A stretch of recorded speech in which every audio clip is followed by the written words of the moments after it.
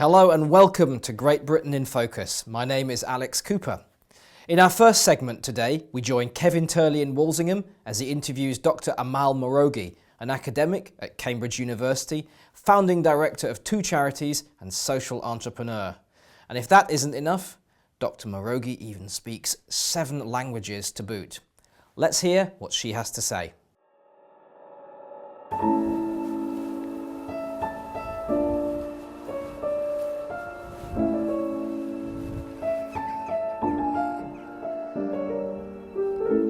Pretty peaceful, no?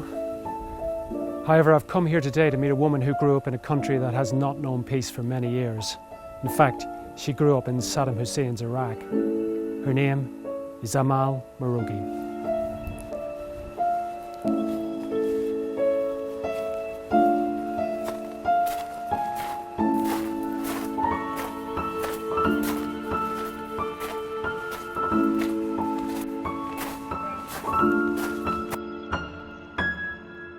Hello, today I'm with Dr Amal Marogy, who is a social entrepreneur. What's that? I don't know. Let's find out.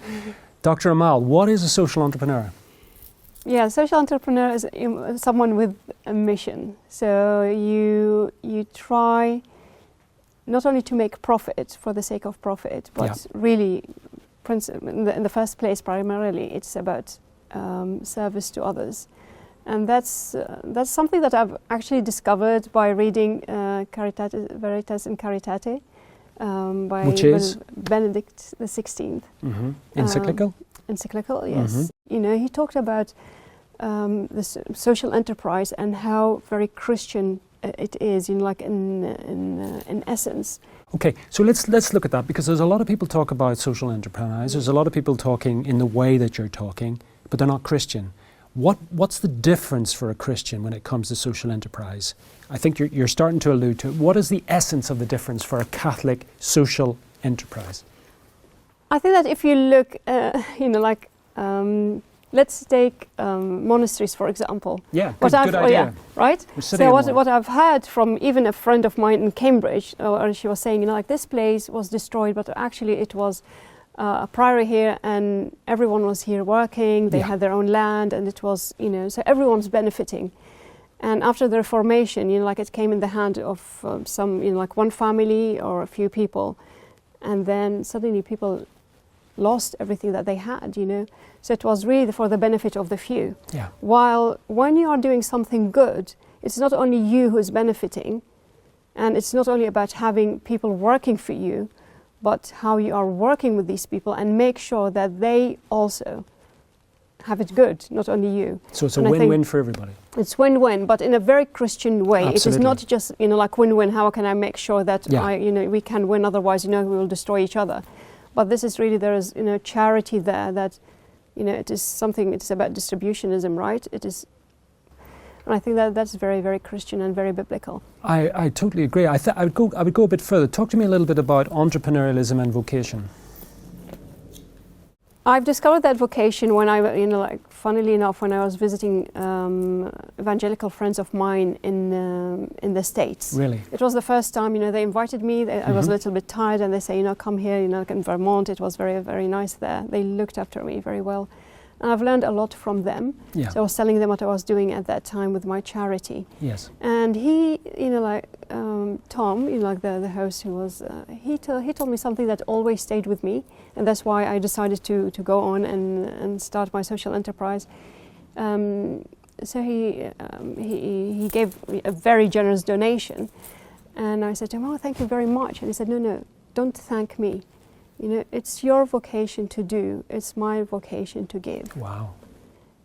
And this is very, this was the very first time that I've heard someone talking about giving a donation or just giving as a vocation.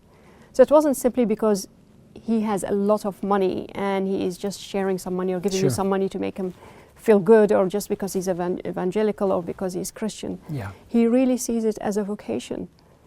And it was for me the first time that I realized that really this is the type of people I want to target and I want to work with and accept money from. Absolutely. When they see the abundance that they have as a vocation, and not only just a blessing, but really a vocation that they can help other people. I heard a very interesting quote in the middle of the pandemic. A lot of jobs were being lost, and somebody said, well, there were jobs lost, not vocations. And I thought that was interesting, that we've grown up in a culture which sees jobs, we talk about occupations. We very rarely saying that this is your divinely inspired vocation, your route to sanctity, your route to happiness, are twined. Is that part of your sort of social enterprise entrepreneurialism? Yes, because like I did 2 years of, so I studied also social innovation, and the more I went into it, I just could see the Christian inspiration behind it. Absolutely. Honestly, like I mean, there are good people, and there are many good things that you can do. But there is the Christian core, and there is this book by Tom Holland, Dominion, right? He speaks about all the Christian influence there, whether it's culture, whether it is entrepreneurship. Everything like is really imbued with that Christian spirit. Absolutely. It is up to us to rediscover it, and thank God that I had this encounter with this great family in the States, and it was really that was the first time that I had that opportunity to think about what I am doing as a vocation. Is it just me, or do you think that the world needs this message more than ever? I think that the world needs this more than ever, yeah. Tell me why. What are the sorts of problems that you think it would solve? Or help alleviate? One of the things that really struck me one day, I was looking at the importance of work, is that I saw this picture from Auschwitz, the entrance of Auschwitz. Right, and it is in German. What does it say? Just tell us again. Something like Arbeit macht frei. That is labor or work makes you free.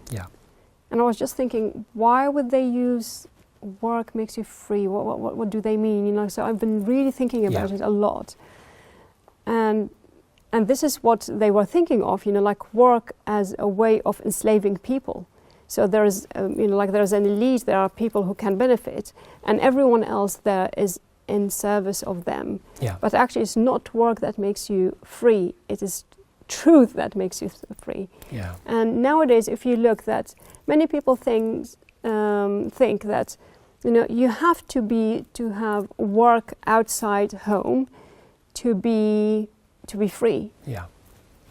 But it is not about absolutely having work, it is that your vocation? What is your vocation? Right. And not only to be the next manager and to think of the next promotion. And it's very. Sometimes I've been very sad to see manual work, or even the work of nurses or people that we think as menial work. But actually, it is the most important work that they are doing. Well, do you not think the pandemic has shown that? Yes. That we're all interrelated, we all need each other, and you need the delivery driver, you need the person in the shop, everybody needs everybody. But we're in the middle of a time when St. Joseph is coming back to prominence spiritually across the world. Does he play a part in your enterprise? Yes, he does. In what way? Because he's the inspiration, right? And also in the logo, I have this sort of lilies there, so he is there, he's the inspiration. And I forgot to say that actually when my father died, my mother entrusted the whole family to St. Joseph, because she said, now you are the head Wonderful. of the family. But talk to me about how he is the kind of archetypal social entrepreneur. He's a carpenter, right? Right. And well, I think he's a kind of artisan, isn't he? The actual translation. He's a handyman. His own destiny and the destiny of Jesus, world, right? And he told Jesus. And this is what is beautiful about entrepreneurship.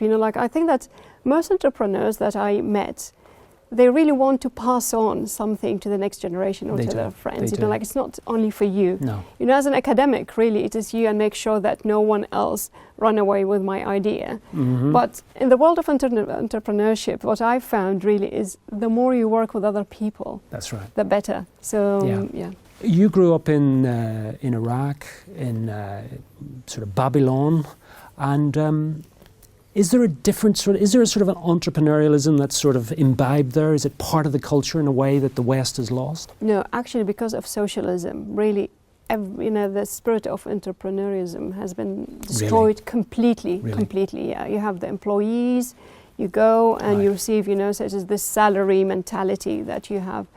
It has been destroyed completely. But now, I think, and this is what I tell my sisters and even my family, thank God, now we have more and more people, becoming entrepreneurs, and they can see the difference also. Sure. We're sitting in Walsingham, Our Lady's shrine.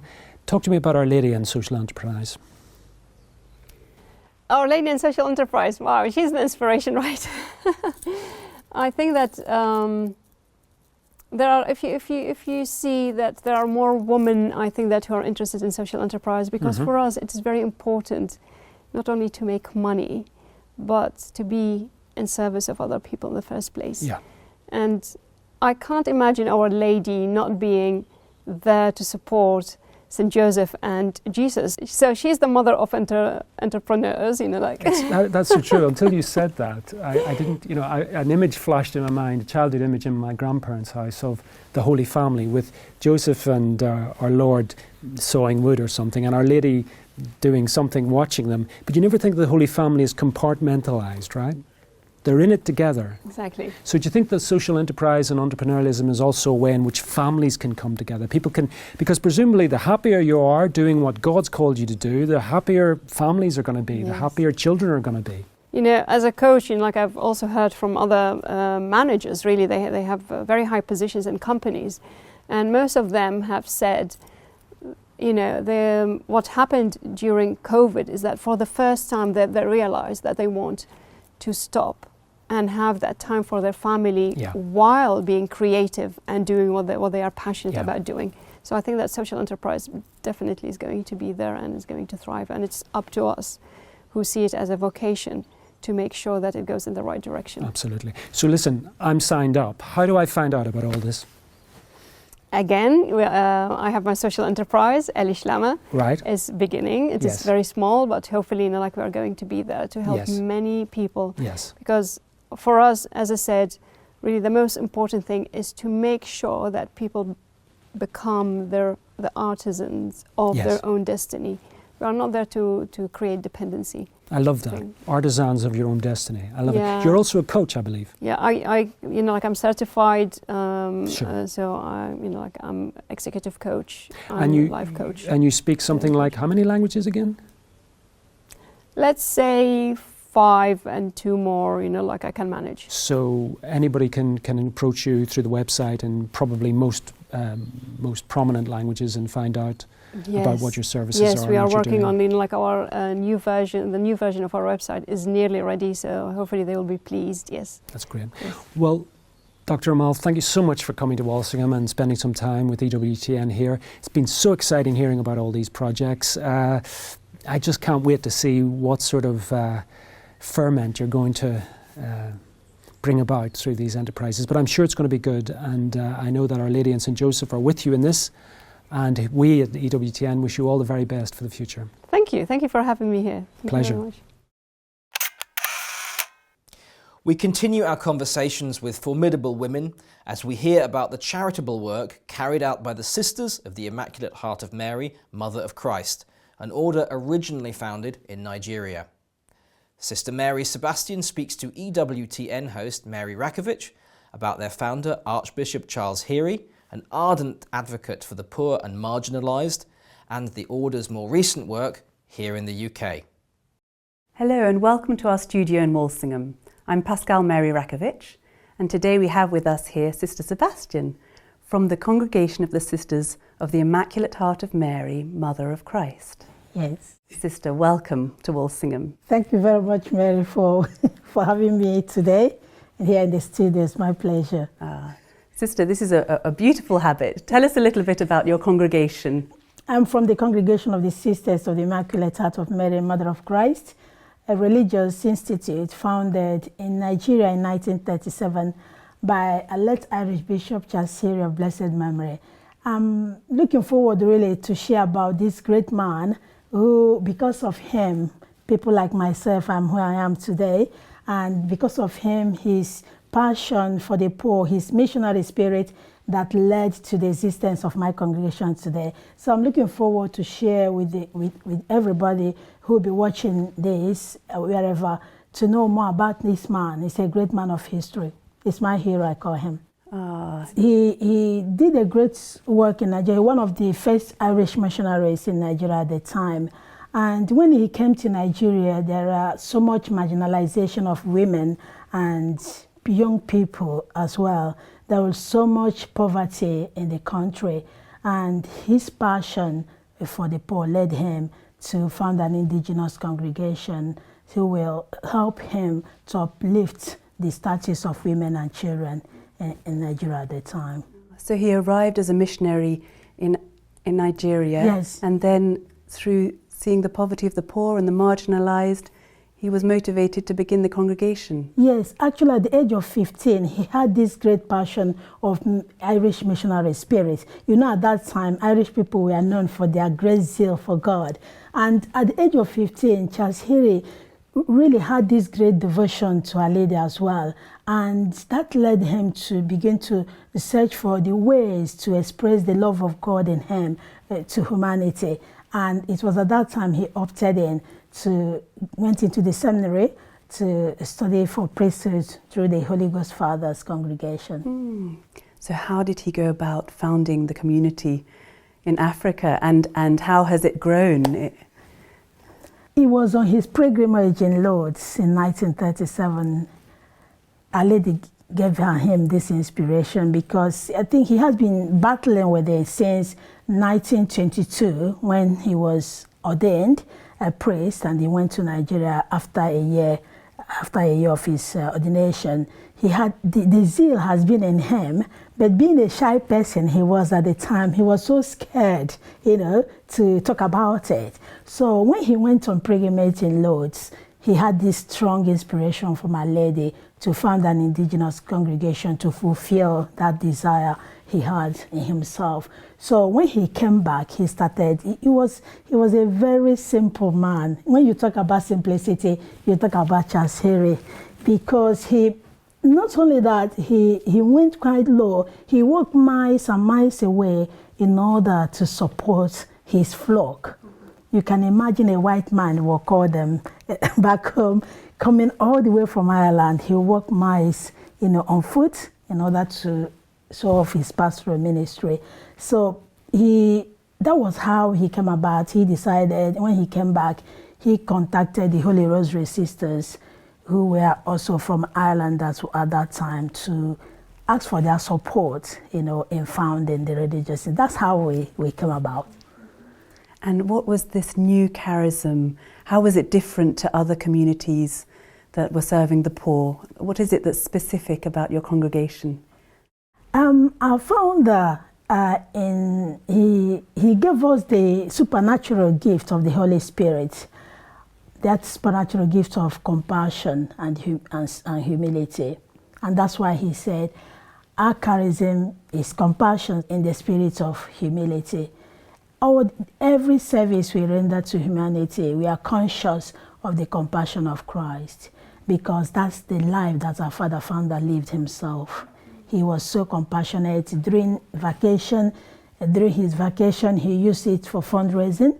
He came back to Ireland to fundraise so that he can go back to Nigeria and use it to support people, young people, support families. He built a lot of hospitals in Nigeria, a lot of schools, a lot of clinics, just to support and alleviate the pain of the people at the time. A great man of history, he is. And the community has grown?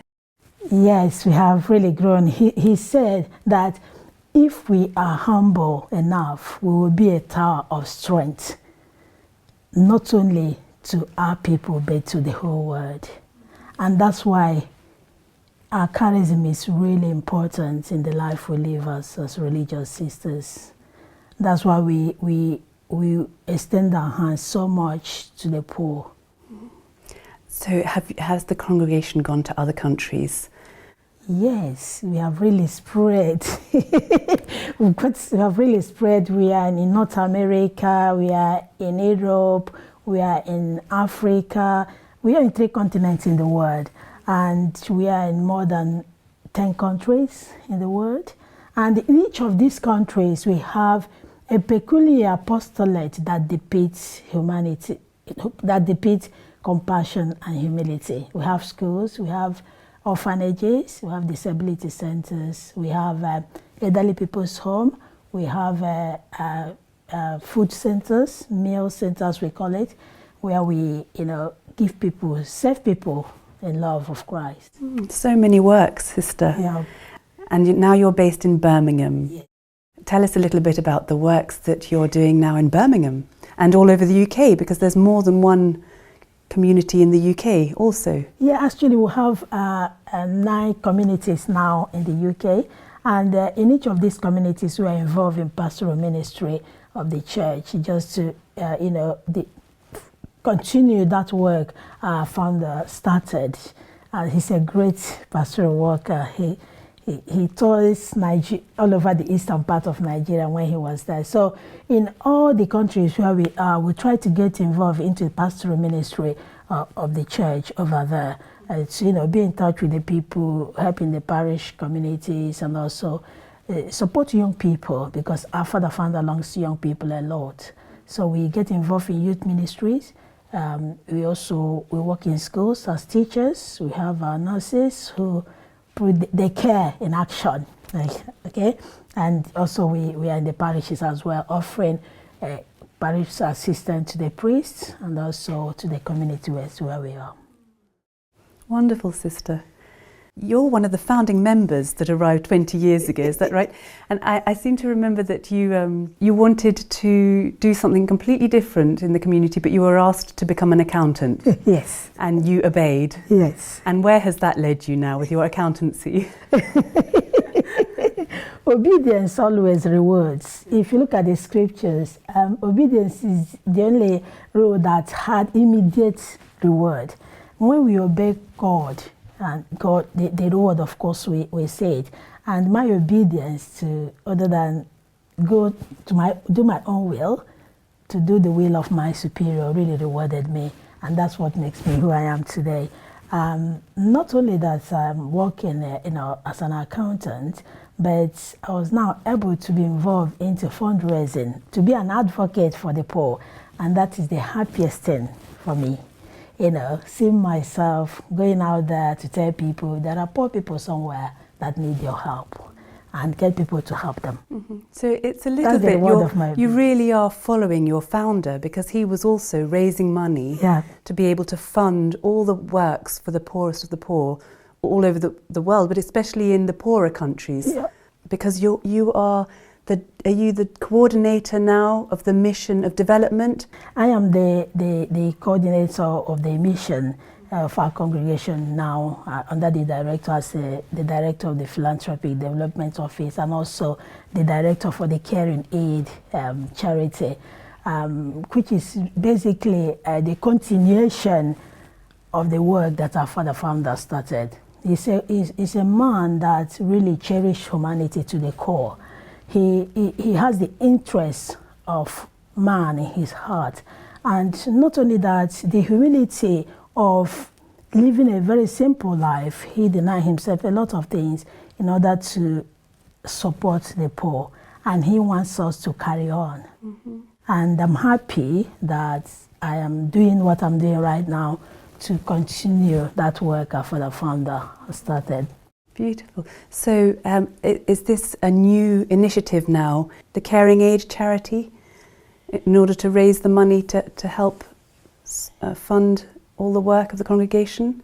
Yeah, actually, we have been, right from since 1937 we started, our congregation started, we have been supporting the poor. Mm-hmm. But now our congregation have now, because of course the demands increases for, in supporting the poor. So we also trying to see a way of widening our horizon and supporting them as well. So it is in that way that we decided to, establish this charity called Caring Aid, which depicts the care our father founder offered to humanity. That's that logo, basically to represent his work in the past. Sister, it sounds like you're very busy, that you have a lot of work to do, that there is a high demand all over the world, and your congregation is working hard to really serve the poor. Yes. Thank you for this work, Sister, and thank you for joining us today and sharing something of your life which is really unique and precious for our world today. Thank you very much. My pleasure. Thank you for having me. You're welcome. Goodbye and God bless. Thank you for joining us today. If you enjoyed our programme, do hit the subscribe button and please visit our website ewtn.co.uk where you can financially support us in bringing great Catholic content to your device. Until next time, goodbye and God bless.